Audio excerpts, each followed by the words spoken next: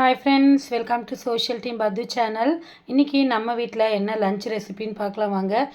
ரொம்ப சிம்பிளான lunch recipe தான். 1/2 hour டைத்தில் நான் முடித்தது.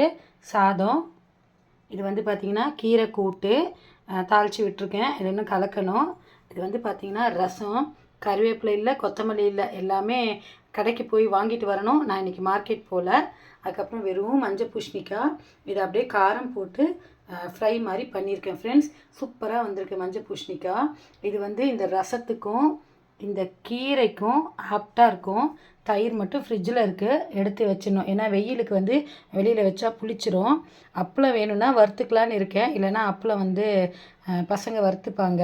ஸோ இதுதான் இன்றைக்கி நம்ம வீட்டில் லன்ச் ஃப்ரெண்ட்ஸ். உங்கள் வீட்டில் என்ன லன்ச் அப்படின்னு சொல்லிட்டு கமெண்ட் பண்ணுங்கள். மறக்காமல் சோஷியல் டீம் பத்து சேனலை லைக் பண்ணி ஷேர் பண்ணுங்கள் ஃப்ரெண்ட்ஸ். Bye friends.